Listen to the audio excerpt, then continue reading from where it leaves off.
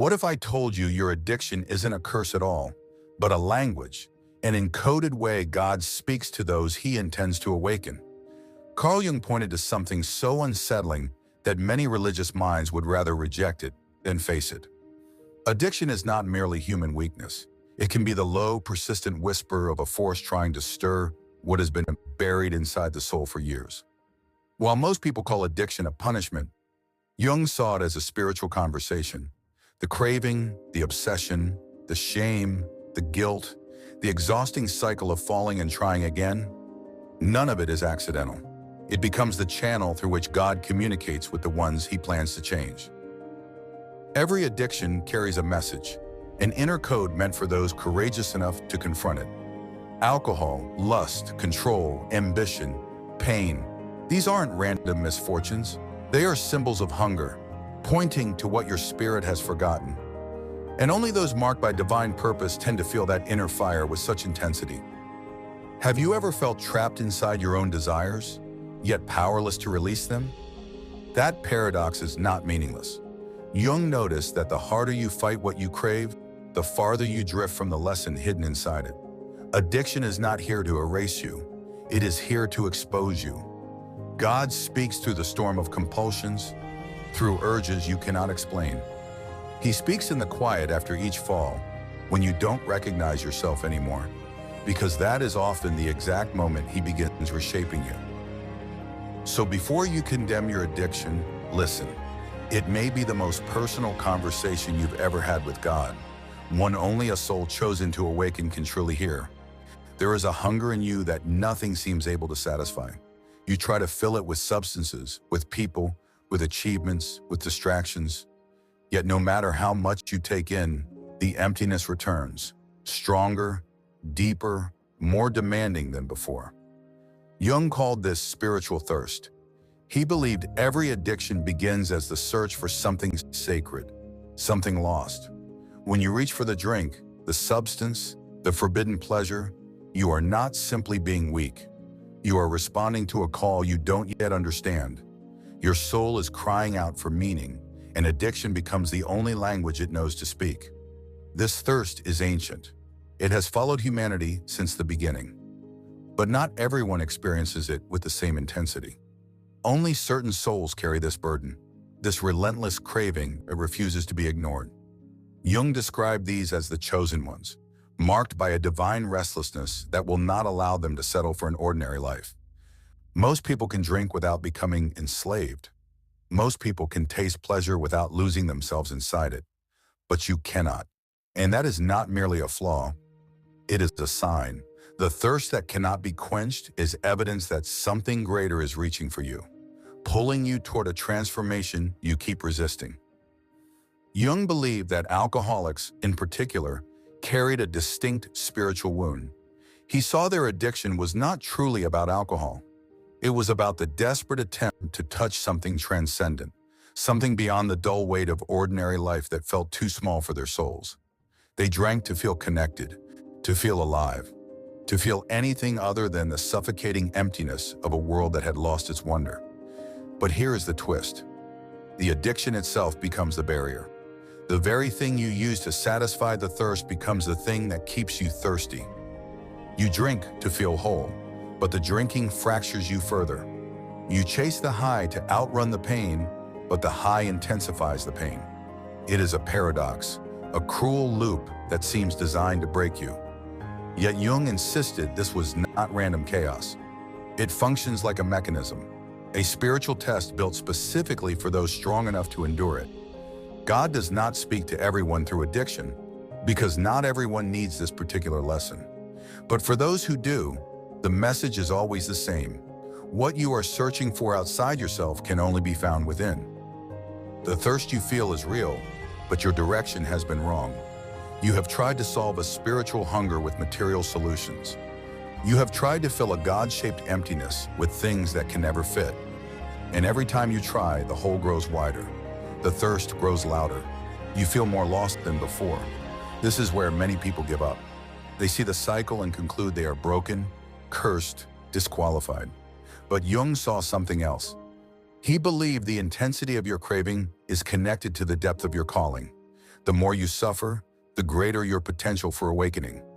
The thirst that will not be quenched is not your punishment. It is your preparation. God speaks to his chosen ones through impossible hunger, because only through it can they learn the hardest truth. Nothing in this world will ever be enough. Not success, not love, not power, not pleasure, nothing.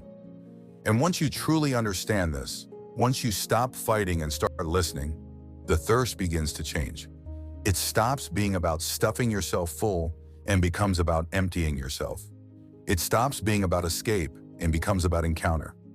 The craving that once drove you toward destruction becomes a doorway into something you never imagined, a direct connection to the divine source that has been calling you the entire time. But you cannot reach this place while you are still at war. You cannot hear the message while you are drowning in shame and guilt. First, you must accept that your addiction is not your enemy. It is your teacher, your guide, the thorn in your flesh that refuses to let you rest until you finally turn inward and face what you have been running from. The thirst will never be satisfied by anything outside you. That is the brutal truth Jung recognized. But here is the hope. It was never meant to be satisfied that way. The thirst is the call. The craving is the invitation. And your addiction has been powerful enough to force you to finally answer. You have tried to quit countless times. You have promised yourself, promised other people, maybe even promised God that this time would be different. And still you fell again and again and again. Each relapse feels like proof that you are a failure, evidence that you are too weak, too damaged, too far gone to ever be restored. But what if falling is not the opposite of rising? What if every collapse is actually movement forward in a journey you don't yet understand? Jung believed the repeated cycle of addiction and relapse was not a sign of defeat, but a necessary descent into the parts of yourself you have avoided your entire life. He called it the encounter with the shadow. The shadow is the hidden side of your personality, the parts you reject, deny, and bury beneath the surface. Your anger, your shame, your fear, your secret desires. Everything you pretend isn't there. Addiction has a way of pulling all of it into the light. Every time you fall, you are forced to face something true about yourself, something you would never face if your life stayed comfortable. The addicted person cannot hide behind social masks or polite performances forever. Addiction strips away the layers and defenses until you are standing exposed before yourself and before God. And that is precisely the point. Most people go through life never truly knowing who they are. They build identities based on expectations, approval, and whatever feels safest. But the chosen ones, the ones marked by addiction, don't have that luxury. They are pushed into the depths whether they want to go or not, and each fall takes them deeper. Jung understood this descent as sacred. In ancient myths and spiritual traditions, the hero must descend into the underworld before ascending to the heavens. They must face the monsters, the demons, the parts of themselves they fear most. Only then can they claim their true power. Only then can they be reborn. Your addiction is your underworld. Every relapse peels away another layer. Another illusion breaks. Another false self is dismantled. It feels like death because in a sense it is. But death is not the end. It is the beginning of transformation. And God speaks most clearly in the places where you feel most lost. The falling is not meaningless. It follows a pattern, a rhythm Jung recognized as deeply spiritual. You rise with hope. You fall into despair. You rise again with determination. You fall again with guilt, over and over. And each cycle teaches a crucial truth. You cannot save yourself through willpower alone. You cannot defeat this through discipline, control, or sheer force. That is one of the hardest lessons for the chosen ones, because many of you are fighters. You are strong. You are capable. You are used to conquering obstacles through effort and grit. But addiction does not respond to force. The harder you fight it, the stronger it often becomes. The more you resist it, the tighter it seems to grip. And so you must learn to stop fighting and begin surrendering. Surrender is not quitting. It is recognizing you are facing something larger than your ego, something that requires a different kind of strength. It is admitting you need help, that you cannot do this alone, that the path forward is not simply up, but down, deeper into the darkness, deeper into the unknown, deeper into the parts of yourself you have spent your whole life running from. Jung observed that those who truly break free from addiction do not do so by conquering it. They do so by integrating it. They stop treating their shadow as the enemy and begin treating it as a part of themselves that must be understood, accepted, and transformed. They stop treating the fall like a final verdict and start learning from it. Each collapse becomes a strange kind of gift, a chance to see yourself more clearly, a chance to understand why you crave what you crave, why you run from what you run from, why you hurt the way you hurt. And with each fall, if you are willing to look, you come closer to the truth that can set you free. The path is not a straight line upward. It is a spiral, down and up, again and again until you reach the center. And at the center, you find what you have been searching for all along. Not in the substance, not in the high, not in the escape, but in the person you become through the journey of falling and rising, breaking and healing, dying and being reborn. There is a part of you that watches from the corner of your mind. It knows every secret you hide, every lie you tell yourself, every weakness you pretend never happened. This is not simply your conscience. It is older, deeper. Jung called it the shadow, and it has been with you since the beginning, growing stronger with every truth you refuse to face. Your addiction feeds on this shadow. It thrives in the darkness of what you deny, the rage you swallow, the pain you ignore, the desires you label shameful. You push it down into a hidden place, and it waits there, gathering force, until one day it erupts in ways you cannot control. You think your addiction is only about weakness. Jung saw it differently. He believed addiction is the shadow's method of forcing itself into your awareness. It isn't trying to destroy you. It is trying to be seen, to be heard, to be acknowledged. Because whatever you refuse to face in the light will eventually devour you in the dark. Every craving carries a message from your shadow. When you reach for the drink, the drug, the destructive behavior, you are not only seeking pleasure or escape, you are responding to a part of yourself that has been silenced for too long. A part holding truths you are afraid to admit. A part that knows who you are beneath every mask. Most people spend their whole lives running from their shadow. They build comfort, collect distractions, and never examine their darkness too closely. But God does not choose those people for this journey. He chooses the ones who cannot run, the ones whose shadows refuse to remain buried, the ones whose inner darkness becomes so loud it drowns out everything else. That is why addiction feels so powerful, so overwhelming, so impossible to resist. It is not only a habit or a dependency, it is your shadow demanding recognition. And the more you fight it, the more you judge it, the more you hate yourself for it, the stronger it becomes. Because shadows grow in proportion to the light you try to force upon them. Jung discovered something revolutionary. You cannot kill your shadow. You cannot pray it away, discipline it away, or shame it away. The way forward is integration. You must turn toward the darkness, look it in the face, and speak its name. You must acknowledge the parts of yourself you have denied for years. The anger, the selfishness, the fear, the weakness, the hunger for what you were taught to reject. This work is terrifying. It demands a kind of courage most people will never need. Because when you finally look at your shadow, you see everything you were trained to despise. You see the monster you feared you could become. You see the truth society, family, and sometimes even religion told you to hide. And in that moment, you face a decision. Reject it again and sink deeper into addiction, or accept it and begin the real transformation.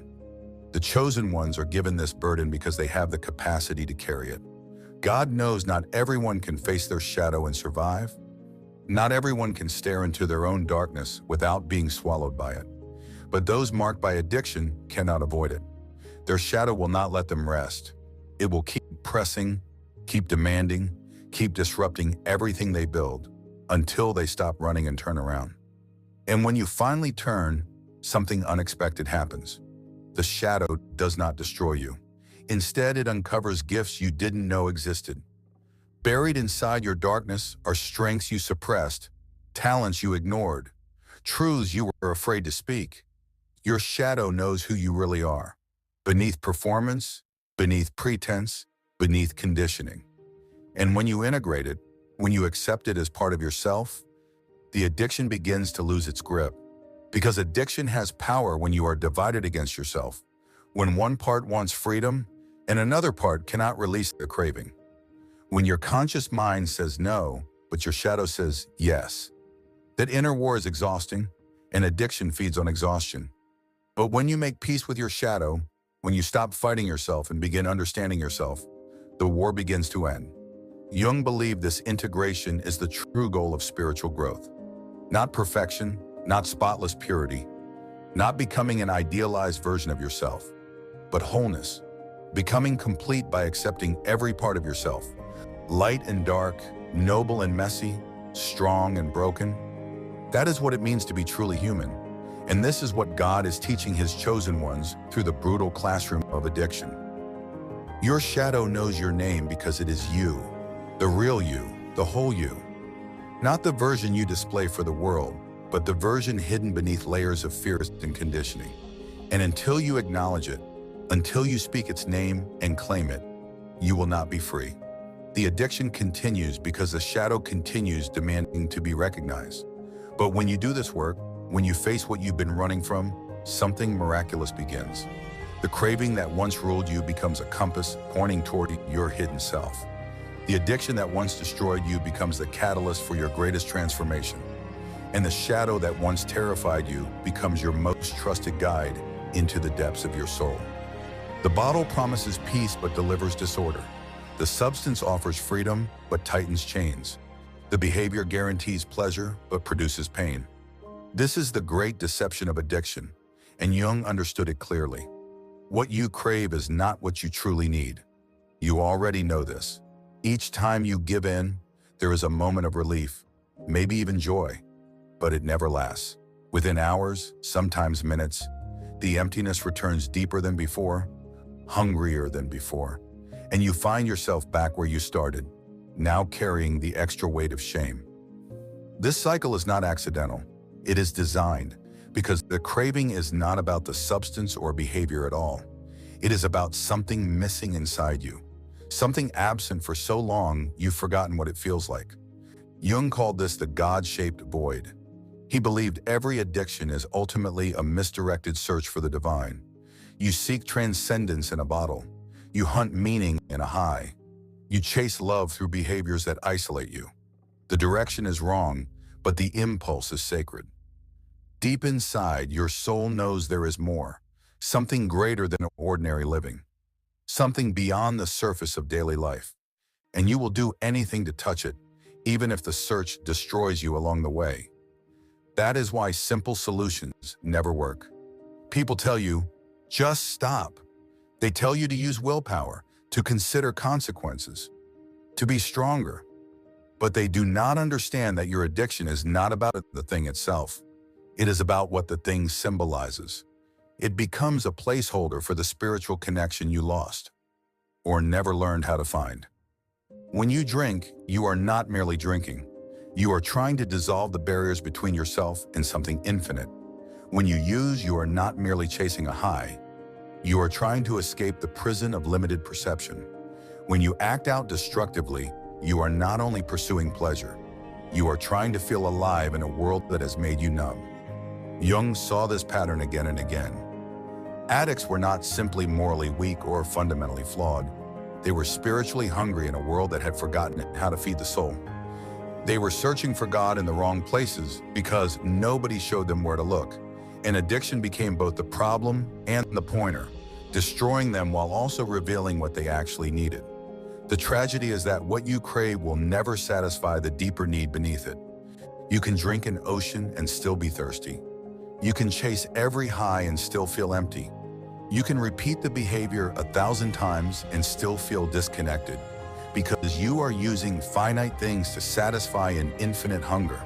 You are applying material solutions to spiritual problems, and it will never fully work. But here is where the teaching becomes profound. The fact that nothing satisfies you is not only a curse, it is a clue. It is God whispering through dissatisfaction, telling you that you were made for more. Your inability to settle for ordinary pleasures is evidence of an extraordinary calling. You are marked by divine restlessness, and that restlessness will not let you sleep until you find what you are truly seeking. Jung believed addicts were, in a strange way, closer to God than most people because of this hunger.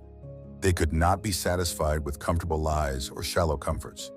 They needed something real, something deep, something capable of filling the void. Their methods were destructive, but the instinct was not entirely wrong. There is more, and it is worth everything to find it. The turning point comes when you stop trying to satisfy the craving and begin investigating it. When you pause before reaching for the substance and ask, what am I truly looking for right now? What do I think this will give me? Connection, peace, escape, meaning? Then you ask the deeper question, where can I actually find that? This is when addiction begins shifting from master to teacher. The craving becomes a signal, alerting you to unmet needs, unhealed wounds, unfulfilled longings. Instead of judging the craving or battling it blindly, you begin listening. You treat it like valuable information about your inner world. Slowly, you learn to separate the surface desire from the deeper need underneath. What you crave is not what you need. Alcohol is not the answer. The drug is not the solution. The behavior is not the cure. But the craving, understood correctly, becomes the map that leads you home. It shows you what is missing, what your soul is starving for, and where your attention must go. And when you finally begin giving yourself what you truly need, when you start feeding your soul instead of feeding the addiction, something shifts. The craving may not vanish overnight, but it changes in nature. It becomes less frantic, less consuming, less violent, because you are no longer trying to fill a spiritual void with material things. You are finally addressing the real hunger that has been driving you all along. There is a wound inside you that refuses to close. You have tried everything to make it disappear. You have numbed it, ignored it, covered it with distractions, achievements, and relationships. But no matter what you do, it remains raw, open beneath the surface of your carefully built life. Jung believes some wounds are not meant to heal in the conventional way. They are not mistakes, accidents, or punishments. They are sacred marks placed on souls chosen for a particular purpose.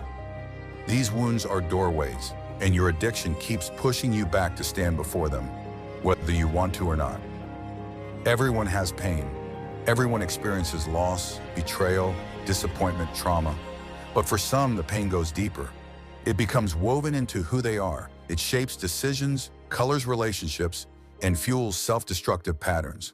No amount of therapy, medication, or positive thinking seems to reach it.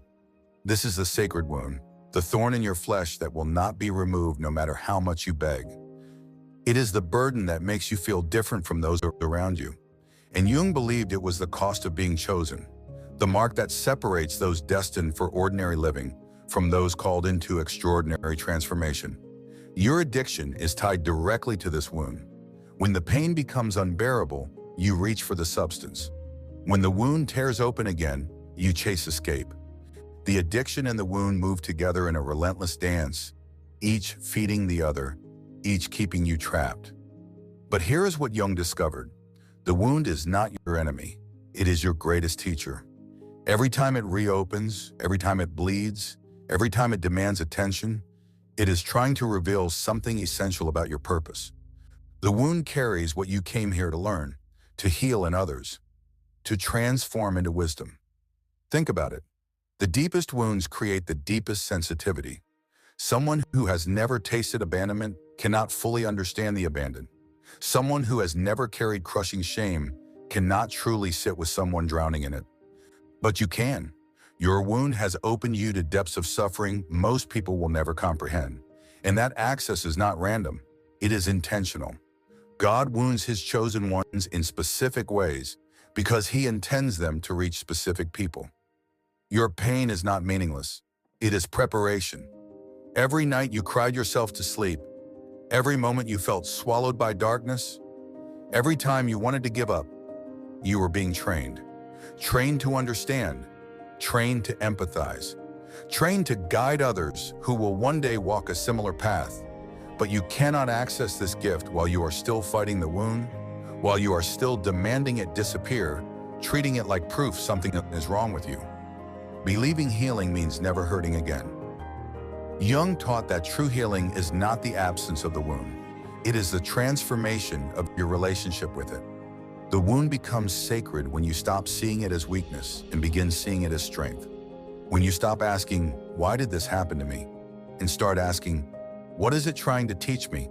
When you stop demanding it close and begin learning how to live with it open, using it as a source of compassion rather than a source of shame. This is difficult work because everything in you wants the pain to stop. You want to feel normal. You want to live without the ache in your chest. But the wound refuses. It reopens, insists, demands your attention, and pulls you back into pain you desperately want to escape.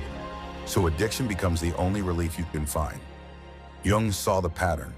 The addict runs from the wound into addiction, but addiction eventually drives them back to the wound.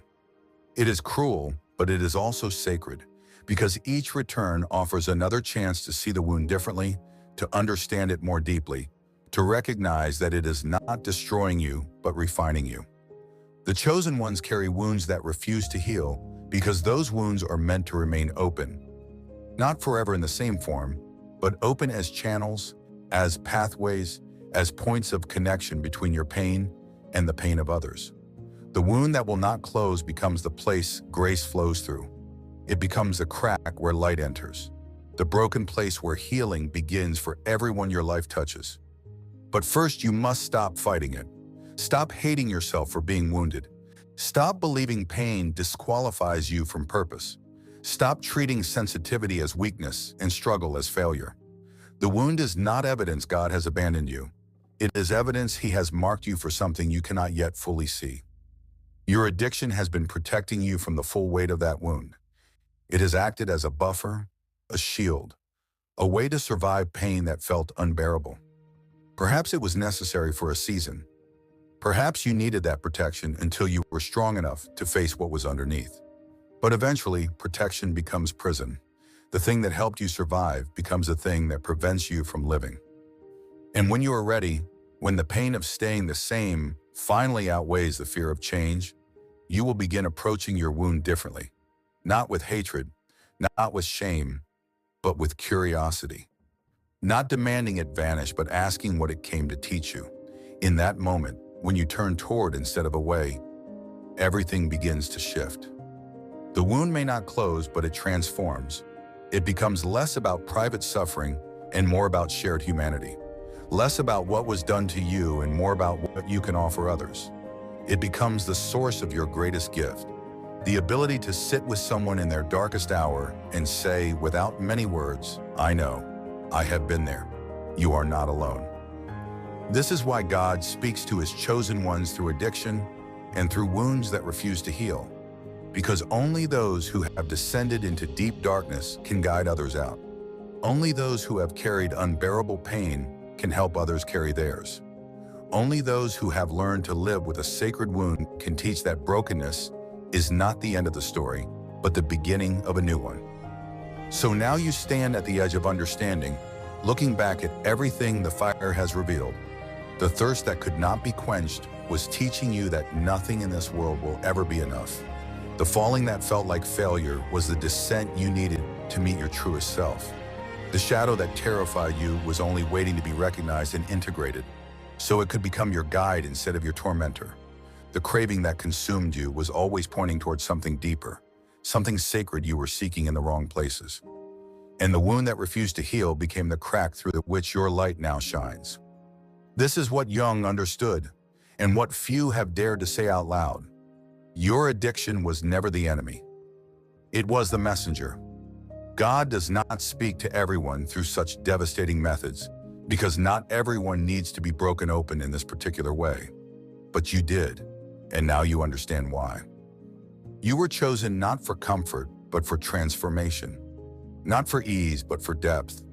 Not for a simple life, but for a path that would forge you into something unbreakable. Every moment of suffering, every relapse, every shame-soaked morning, every desperate prayer, it was preparation. You were trained in the darkness so you could carry light into places others cannot reach. And the conversation is not finished. God is still speaking through your struggles, through your questions, through your continuing journey. But now you can finally hear him. Not in the noise of addiction, but in the silence after you stop running. Not in the high, but in the hunger the high could never satisfy. Not in the escape, but in the return to yourself again and again. No matter how many times you fall, you are awake now. And that changes everything. If this message spoke to you, don't keep it to yourself. Take one step right now and respond. Comment, "Addiction was never my punishment," if this message shifted how you see your struggle and you're choosing growth over shame and truth over hiding. Share this with someone who needs hope in the middle of their struggle, someone who thinks they're alone or beyond help, because one share can become the turning point in another person's life. And if you want more powerful, soul-deep teachings like this that bring clarity, healing, and transformation, subscribe and turn on notifications so you don't miss what's coming next.